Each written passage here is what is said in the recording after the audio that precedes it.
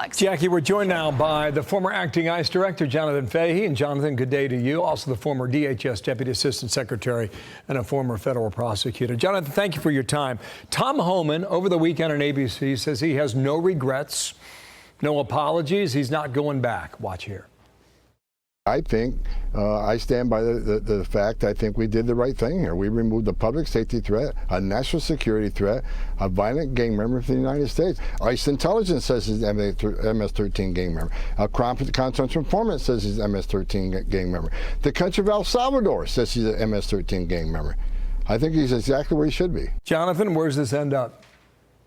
You know, ultimately, I don't know, because ultimately in the courts, they can only go so far as pushing the Trump administration to say, go into another country and force that other country to send somebody back, even though they presume that there's a inferiority sort of bargaining power between the two countries. Ultimately, it's El Salvador's decision if they do want to send them back or not. But I think it's really important to note, and what Tom Homan was talking about, this person was ordered deported. So they only withheld deporting from El Salvador because it was too dangerous from him. So ironically, El Salvador is so much safer now. So the reasons for even withholding his deportation no longer exist. So any way it ends up, he ends up being deported. He doesn't end up being back here in the United States. However, the courts shake out, I'm not really sure, but ultimately this person is not going to be a resident of the United States as some Democrats want him to be. 7-2 on Saturday. Supreme Court says you can't deport anybody else unless they get a reasonable time to contest their pending removals.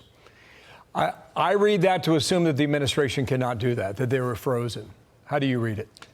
Yeah, I think what the Supreme Court is saying, a process needs to be put into place that includes notice and some sort of ability to challenge it in a certain amount of time to challenge it by the people being deported. The good news for the administration, they haven't said there's a problem with using the statute at all. They're just saying a process needs to be in place. And the other part that's good news, once a process is in place, it will become very efficient to deport people because simply they'll be given notice and then people can contest it. And once the first few start losing these contested hearings, which aren't going to be full-blown trials, people will start just waiving that and being deported very efficiently. So I think ultimately this will be a win for the administration, but it's just a temporary setback until some processes are in place that everyone can recognize. I mean, all the courts can recognize it should follow certain steps along the way. Okay, Alito said in his dissent with Justice Thomas over the weekend that you acted without hearing from the government. So we'll see where that goes.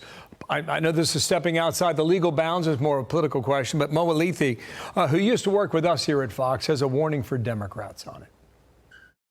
Both sides have kind of gone to their corners and are saying this is the fight we want to have. Whereas I don't necessarily know it's the conversation that would actually resonate with the rest of the country.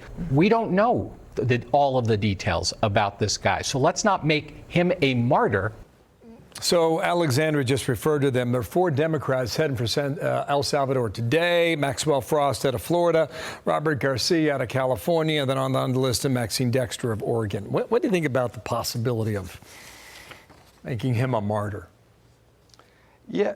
It really is a puzzling political strategy. And talking about, Chris Van Hollen's visit last week, I thought it was very interesting when he came back this week and was explaining himself on the news shows. And he just basically gave sort of a generic, perfunctory, condolence for Rachel Morin. And it doesn't seem like he has any concern for her and doesn't recognize that Rachel Morin's death was directly or at least indirectly related to the Biden open border policies, which were unconscionable and had no regard for the interests of Americans. So I do find it very interesting because he says he's fighting for due process, but the Democrats have fought every step of the way against any deportation, against Tren de Aragua, against this man, against anyone. It seems like their only position is people that entered here illegally should get to stay under almost any circumstances without regard for the interest of the American people, their safety, or national security. Jonathan, thanks for coming on. Jonathan Fahey, we'll cool our jets until that comes back. Appreciate your insight today. Many thanks to you. Hey, everyone. I'm Emily Campagno. Catch me and my co-hosts Harris Faulkner and Kaylee McEnany on Outnumbered every weekday at 12 p.m. Eastern, or set your DVR. Also, don't forget to subscribe to the Fox News YouTube page for daily highlights.